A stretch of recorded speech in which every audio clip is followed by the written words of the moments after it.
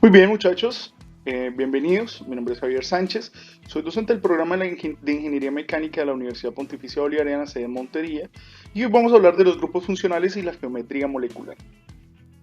Resulta que para entender los grupos funcionales primero tenemos que comprender los conceptos de hidrocarburos saturados e insaturados y sus efectos directamente sobre las propiedades térmicas y mecánicas de algunos polímeros. Arrancaremos inicialmente entendiendo que al aumentar el número de carbonos, especialmente en los alcanos, como podemos ver en estos gráficos, donde se evalúa el efecto del aumento del número de carbonos sobre la temperatura de ebullición. También tenemos el efecto sobre la temperatura de fusión. Y como podemos ver, al aumentar el número de carbonos, aumenta la estabilidad térmica y termodinámica de la molécula. Es más difícil, eso se evidencia en que es más difícil hacerla ebullir, como también es más difícil fundirla. Esto acaba actuando directamente sobre los puntos de fusión y sobre su presencia como ácidos o como grasas en estado natural, saturados e insaturados. Encontramos que además de eso existe un efecto del hecho de que el hidrocarburo sea saturado o insaturado. Recordemos que saturado o insaturado es el concepto básico de que los enlaces carbono-carbono sean simples. Si los enlaces carbono-carbono a lo largo de toda la cadena carbonada son simples, pues entonces tenemos hidrocarburo saturado. Si los enlaces carbono-carbono a lo largo de toda la cadena tienen presencia de enlaces dobles o triples, entonces tenemos hidrocarburos insaturados. Y estos efectos se ven directamente sobre la temperatura de fusión. Sin embargo, no son tan sencillos de entender, porque por ejemplo, fijémonos del siguiente gráfico, en el que claramente podemos apreciar que el punto de fusión aumenta con el número de carbonos, como lo vimos anteriormente, para los tres casos, para los alcanos, alquenos y alquinos. Sin embargo, inicialmente los que tienen los menores puntos de fusión son los alcanos. A medida que van aumentando, llegan a un estado intermedio entre los alquinos y los alquenos. Por el contrario, los alquinos casi siempre tienden a ubicarse en la parte superior, es decir, tienen las mayores temperaturas de fusión, al igual que los alquenos tienen casi siempre las menores temperaturas de fusión. Y esto se puede evaluar o cambia de forma especular cuando evaluamos la temperatura de ebullición, ya que, como podemos ver, los alquenos que tienen las menores temperaturas de fusión son los que tienden a tener las mayores temperaturas de ebullición, hasta más o menos el butino, más o menos. Y lo mismo ocurre con los alquinos, que tienden a tener las mayores temperaturas de ebullición. Sin embargo, también tienen las menores temperaturas, tienden a tener las mayores temperaturas de fusión, pero tienden a tener las menores temperaturas de ebullición. Y los alcanos se encuentran casi siempre en una etapa intermedia entre los dos.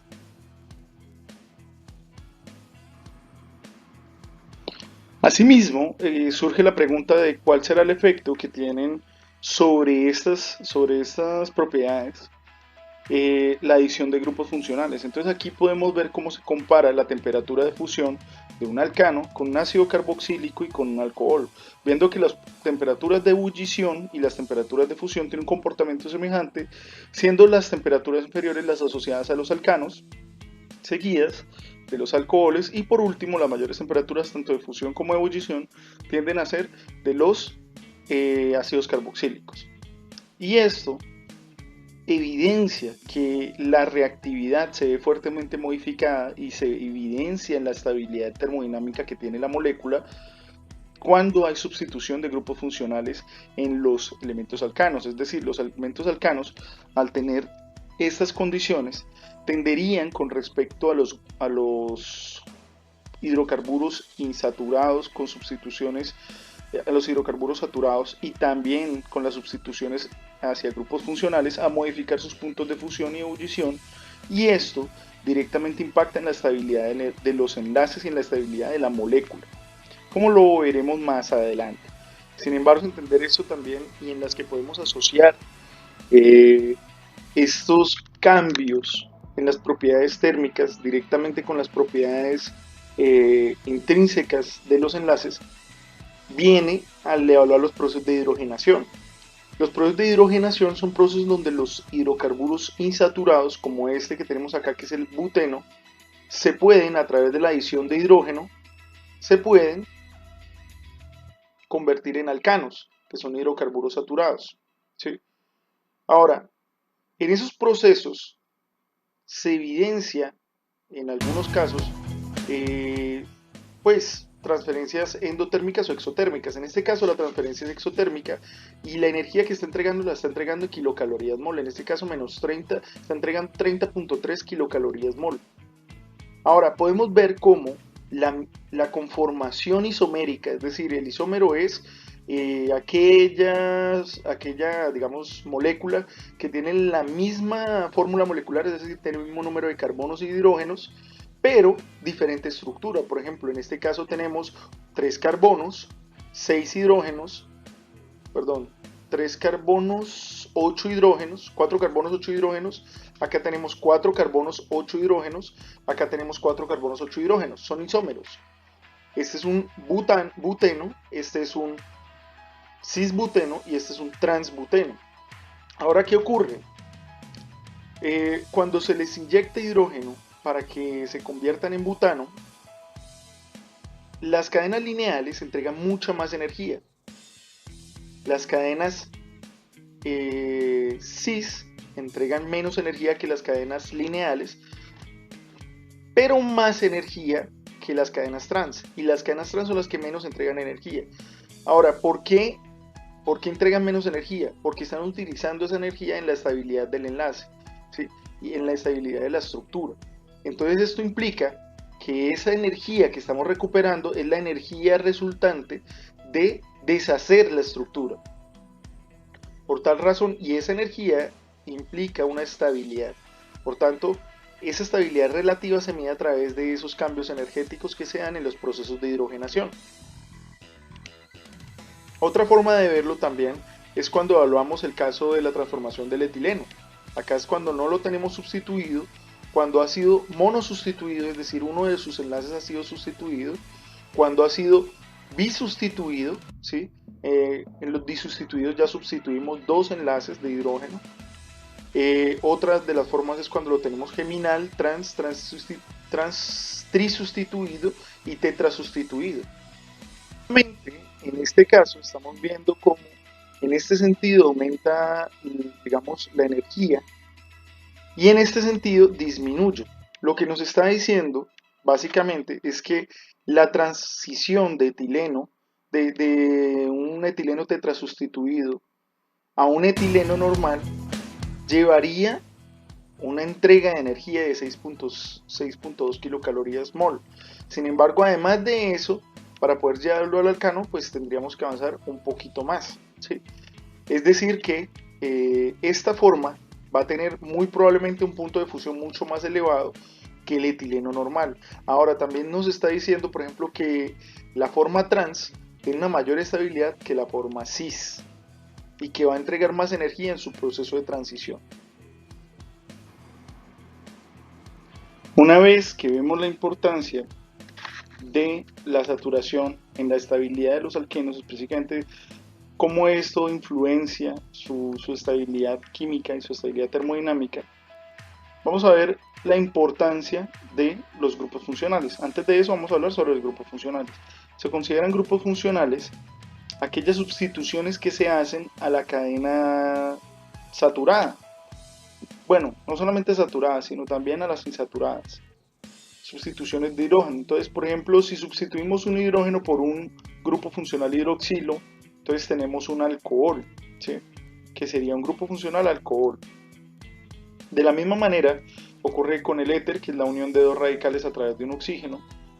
Los aldehídos, que básicamente son las terminaciones, se sustituyen 2 enlaces de hidrógeno en las terminaciones por un doble enlace con un oxígeno y tienen la terminación de, digamos, el sufijo al o aldehído. Entonces sería un propanaldehído porque tiene 3 carbonos y un grupo funcional aldehído. Igualmente aquí tenemos la terminación ol en los alcoholes, que es asociada al grupo funcional hidroxilo y a la formación del alcohol, y como tiene 3 carbones, entonces es un propanol. Además de eso tenemos por ejemplo la cetona, que viene básicamente a hacer una intersección entre dos cadenas, entre dos radicales libres que vienen y se enlazan, y con un carbono que tiene un enlace doble con un oxígeno. Si ustedes se fijan, se parece mucho a esto porque básicamente lo que hacemos es que reemplazamos este hidrógeno por otra cadena carbonada, ¿sí? También tenemos los ácidos carboxílicos, que son básicamente muy parecidos a los OH, pues, digamos son una especie de fusión entre los alcoholes y los aldehídos, ya que pues tienen este grupo funcional hidroxilo y tienen este grupo funcional de doble enlace con el oxígeno. Son los ácidos carboxílicos, son bastante, de hecho los grupos funcionales más comunes son los alcoholes, los ácidos carboxílicos, las aminas, ¿sí? También están los ésteres.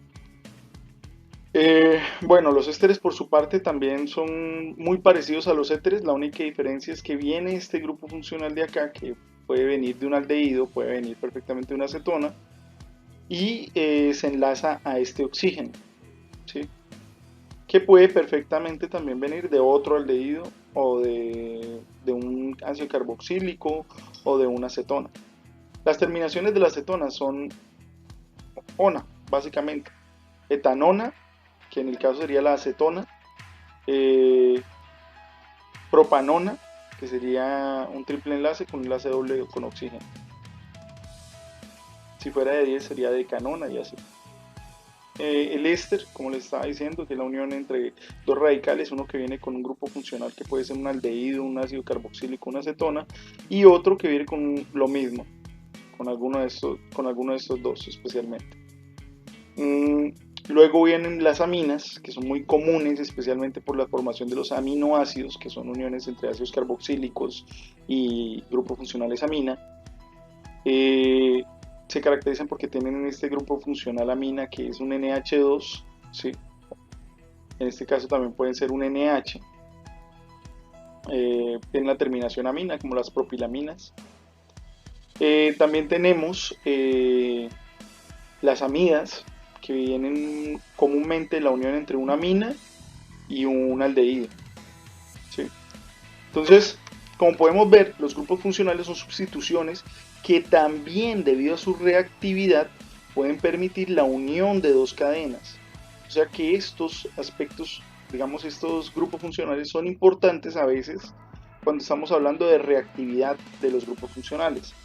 Vamos a entender eso un poco más adelante, no se preocupen. Otros grupos funcionales que también son bastante conocidos son los grupos funcionales aromáticos. Acá, por ejemplo, tenemos que todos los grupos funcionales aromáticos se basan en una estructura bencénica. Si se fijan, todos tienen anillos de benceno. Es porque el benceno es la base de los grupos aromáticos. Dentro de estos, cuando tenemos una sustitución con un grupo metil, entonces este metilbenceno viene a llamarse tolueno comercialmente. Inclusive es utilizado como disolvente orgánico. Tenemos los benzaldehídos, ¿sí? Que es un anillo bencénico con un aldehído, el ácido benzoico, la anilina, que es una benzamina, los grupos funcionales nitro, que son este NO2 que estamos viendo acá, enlazado a un benceno, son muy conocidos porque no sé si recuerdan el TNT, acá lo tenemos. Son tres grupos trinitro-tolueno, trinitro y el tolueno. ¿Sí? Tres grupos nitro asociados a un tolueno. Tenemos los fenoles, que son alcoholes, pues, alcoholes fenílicos o alcoholes bencénicos. Un bencenol también se puede llamar, pero no, se conoce comercialmente y mundialmente como fenol. También tenemos los estirenos, los paraxilenos, los ácidos gálicos, tenemos la estructura de la vainilla, tenemos la estructura del cinamaldehído, que es el sabor a la canela, el sabor artificial de canela. Acá yo quiero recordar una cosa. Recordemos que cuando hay dos grupos, cuando hay dos radicales que están, digamos, seguidos, se puede utilizar el prefijo orto para denominar que esos dos grupos o esos dos radicales están unidos. Cuando están separados o alternados por un enlace, por un carbono, se les llama meta, y cuando están totalmente yuxtapuestos, se les llama para. Por eso en este caso se llama paracileno. El sileno se caracteriza porque tiene dos grupos funcionales, met, porque tiene pues sí, dos grupos metil, dos metilos, y como están yuxtapuestos se le llama parasileno, ¿sí?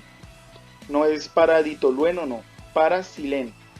El tolueno tiene uno, el sileno tiene dos. Como están yuxtapuestos, parasileno. Si fuera un ortosileno, pues serían dos grupos funcionales metil unidos o cercanos. Y si fueran alternados, pues serían metasileno. Sin embargo, entonces viene la siguiente pregunta. ¿Qué tiene que ver esto con la conformación del polímero? Muy sencillo. Los grupos funcionales determinan la naturaleza reactiva o la naturaleza polar o apolar del polímero. Ya vamos a entender lo que es la polaridad un poco más adelante, no se preocupen, pero inicialmente quédense con esta imagen, ¿sí? Cuando damos los nombres, se le da prioridad especialmente al ácido, al éster, a la amida, al nitrilo, al aldehído, a la acetona, seguido del alcohol, la amina, y a lo último que le damos prioridad son a los nitroderivados, ¿sí? Tanto a los nitroderivados como al triple enlace y al doble enlace.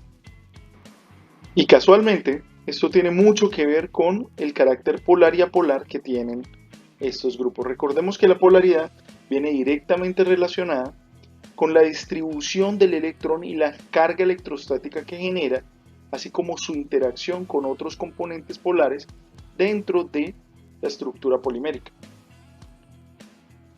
Antes de continuar y entender cómo esa polaridad y esos grupos funcionales actúan sobre la reactividad y actúan sobre la estabilidad termodinámica de las cadenas poliméricas, vamos a hablar de la geometría molecular.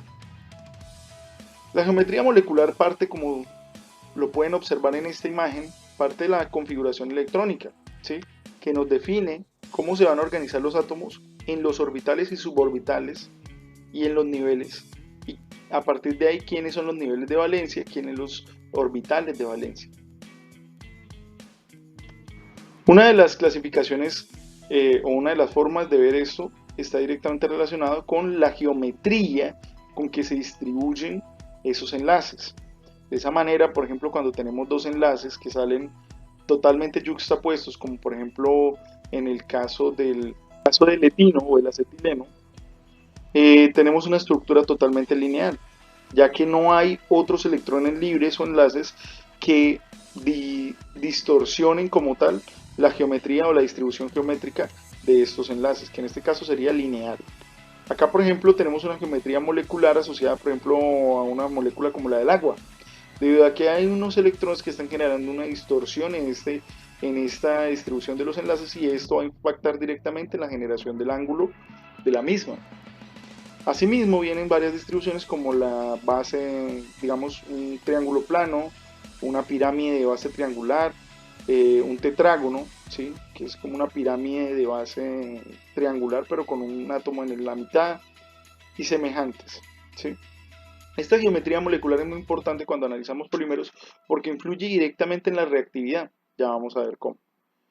Recordemos de dónde viene el concepto de geometría molecular, especialmente en los polímeros, debido a que se involucra un fenómeno llamado hibridación. Este fenómeno de hibridación es el que permite que debido a una inestabilidad electrónica por un enlace libre que se encuentra acá, siendo que los cuatro electrones están en el mismo nivel, y estos niveles tienen niveles de energía semejantes, entonces hacen que este electrón salte para acá para equilibrar la estructura.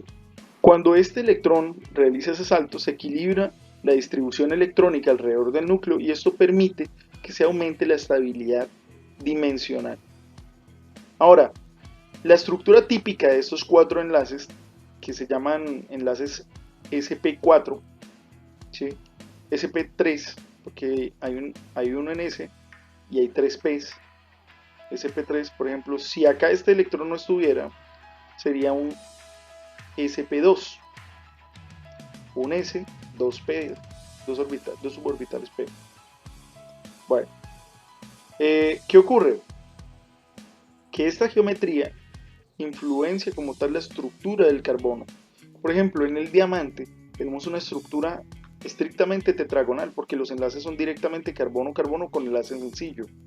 Sin embargo, a medida que estos enlaces cambian, y ya no tenemos enlaces sencillos, sino comenzamos a tener enlaces dobles, entran a involucrarse un conjunto de interacciones electrostáticas que hacen que cambie la energía de enlace y específicamente la estabilidad de los enlaces.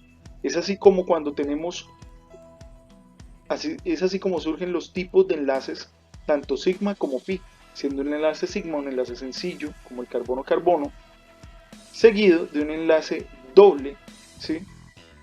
Este enlace doble es un enlace pi, ¿sí? Que viene a dibujarse como una distribución de un orbital p hacia arriba, otra aquí hacia arriba, otra hacia abajo y aquí otra hacia abajo, que se van a atraer directamente por una pequeña interacción electrostática que vamos a dibujar aquí como si fuera una pequeña interacción electrostática que hace que se flecten esos enlaces. Ahora, ¿cómo esto influencia directamente el comportamiento del material? Ya lo enunciaremos más tarde. Además de eso, también tenemos, por ejemplo, en este caso, una estructura de enlaces pi dobles, ¿sí? ¿Por qué? Porque tenemos el enlace sencillo y tenemos dos enlaces pi asociados a dos dos enlaces carbono-carbono fuera del enlace sencillo. Esto es lo que se podría llamar como un alquino, ¿sí? Un enlace sencillo con dos enlaces pi, enlace sigma con dos enlaces pi. Sin embargo, como podrán imaginar, la estabilidad termodinámica de un enlace sencillo, de un enlace doble y de un enlace triple dependerá de la estabilidad de estos enlaces pi y sigma, siendo, y cabe aclararlo, los enlaces sigma más fuertes y más estables que los enlaces pi.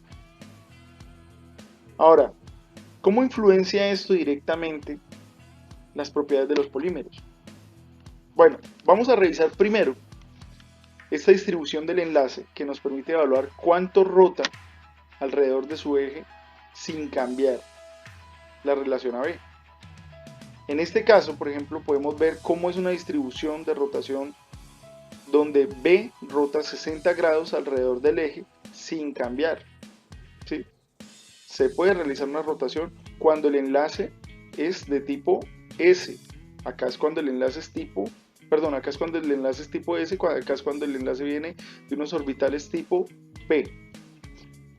Sin embargo, cuando se da esta rotación de los enlaces tipo P o de los enlaces hibridados SP, es cuando surgen estos fenómenos de hibridación que generan este tipo de geometría molecular. ¿Por qué este tipo de geometría molecular es importante? Muy sencillo, porque evidencia la importancia de este tipo de enlace directo que tiene el carbono con el carbono y su estabilidad, y la razón de por qué obviamente habrá una inestabilidad realizada por estos enlaces dobles, que son más débiles que el enlace seguido. Esto viene directamente de la energía de disociación de los enlaces.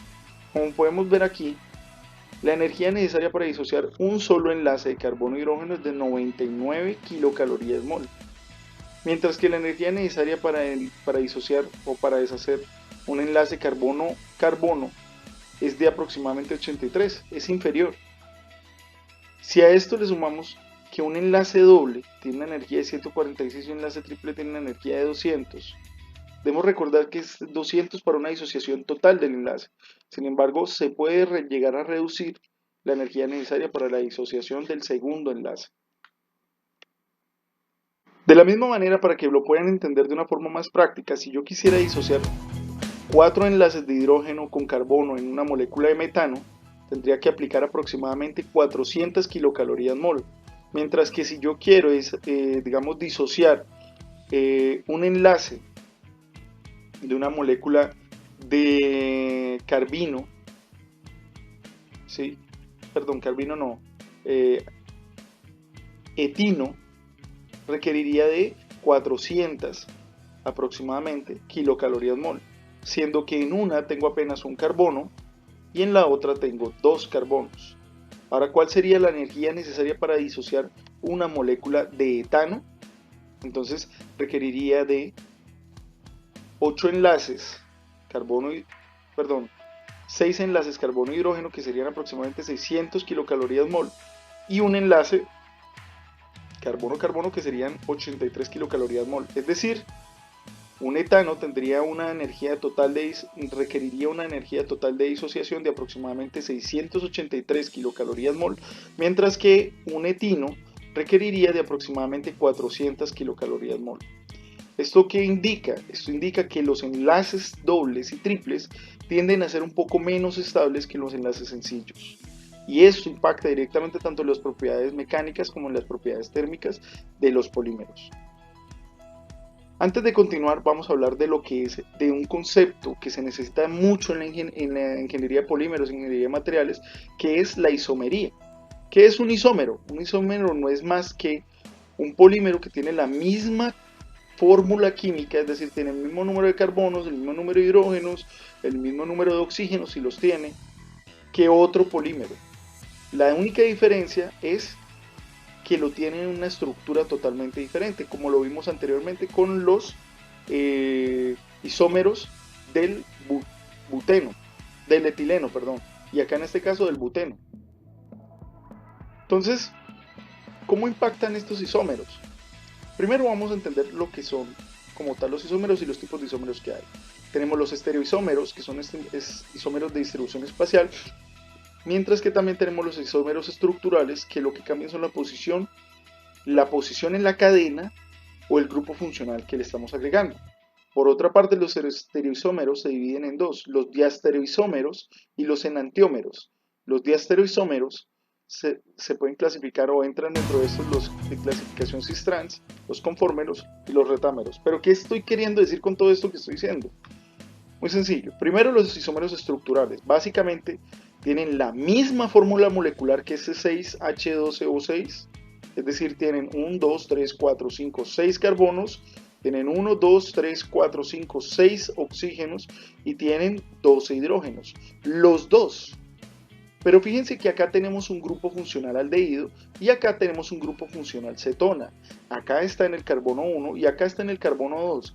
Esos cambios estructurales que influencian las propiedades del polímero resultante son lo que se conocen como un isómero. En este caso, tenemos dos isómeros fuertemente conocidos, que son la glucosa, que es una aldohexosa, es decir, una hexosa monosacárido, digamos, resultante de la unión de 6 cadenas de 6 carbones, o un polisacárido de 6 carbonos, con un grupo funcional aldehído. Por otra parte, acá tenemos la fructosa, que es el azúcar de las frutas, ¿sí? O en algunas veces de los vegetales, principalmente las frutas. ¿Qué pasa? Que esta cadena carbonada es exactamente la misma acá con 6 carbonos, pero el grupo funcional es este oxígeno, ¿sí? Este oxígeno viene a realizar una sustitución que disminuye el contenido de hidrógeno y que permite que tengan exactamente la misma estructura molecular, la misma fórmula molecular, pero diferentes estructuras, tanto de sustitución, de posición y de cadena. Además de eso, están otros isómeros estructurales que tienen que ver específicamente con la formación, por ejemplo, de este hexano, con la forma geométrica que ocupan los enlaces. Por ejemplo, este hexano que tiene exactamente el mismo número molecular o la misma fórmula molecular del 2-metilpentano, del 2,2 dimetilbutano, del 3-metilpentano y del 2,3-metilbutano, siendo todos el mismo número de carbonos y de hidrógenos, tienen propiedades totalmente diferentes, como lo veremos más adelante. Ahora hablaremos de lo que son los estereoisómeros. Todo esto con relación a lo que tiene que ver con los isómeros estructurales. Sin embargo, cuando revisamos los estereoisómeros, la diferencia entre los isómeros estructurales y los estereoisómeros, vamos a ver en este mapa conceptual, donde específicamente los estereoisómeros son los compuestos que tienen la misma estructura o el mismo orden de organización de los carbonos. Sin embargo, hay una distribución espacial específica que puede cambiar. Entonces, dentro de la primera línea de los estereoisómeros tenemos a los diastereoisómeros, que son los que tienen configuración cis-trans y los que tienen pues, los configuracionales y los conformacionales, ¿sí? Los configuracionales, lo que ocurre es que cambia la yuxtaposición o la organización de los grupos funcionales, mientras que en los conformacionales lo que ocurre es que pueden haber rotaciones dentro de, pues a lo largo de la cadena molecular. Ya los enantiómeros tienen que ver específicamente con la quiralidad. La quiralidad es una de las propiedades que tienen los polímeros de tener especularidad. Especularidad es que pueden existir conformaciones de polímeros que al colocarse, digamos, al visualizarse, parece que se estuvieran viendo en un espejo. Es como cuando ustedes tienen sus dos manos y sus dos manos se ven exactamente iguales, solo que parece que estuviera una reflejando la otra. Pero cuando ustedes superponen, colocando las dos manos, con la zona superior hacia arriba, ustedes ven que no se pueden superponer, que son diferentes. Eso es la quiralidad. Y en este caso se cumple un principio de quiralidad con los enantiómeros. Son básicamente el mismo compuesto, parece que fueran exactamente el mismo, pero si los fuéramos a superponer, encontraríamos que son diferentes, ¿sí? Y esto cambia como tal la inercia rotacional y la distribución del momento dipolar, que es un tema del que hablaremos en el próximo video. Muchas gracias por haber participado, por haber estado hasta el final. No olviden suscribirse y dejen un like. Buen día, muchachos. Muy bien, los dejaré con esta imagen que les ayuda a entender un poco mejor lo que son los isómeros, para que lo recordemos en la próxima sesión cuando hablemos de los efectos de la geometría molecular sobre la distribución del momento dipolar en los sistemas moleculares, en los sistemas poliméricos. Los isómeros pueden ser estructurales, estereoisómeros.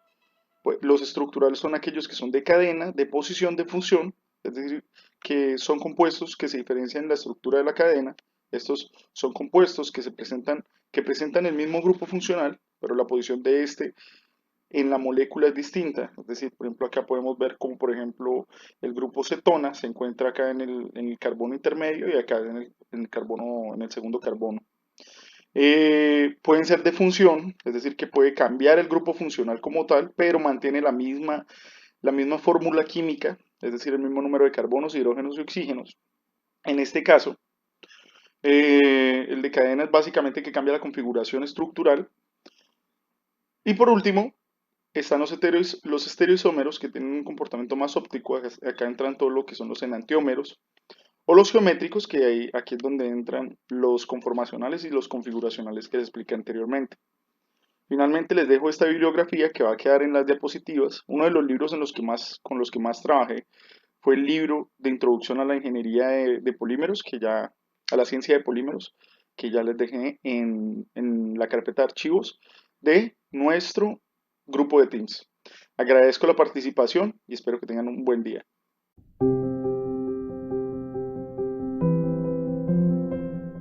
Es tiempo de unirnos en la distancia.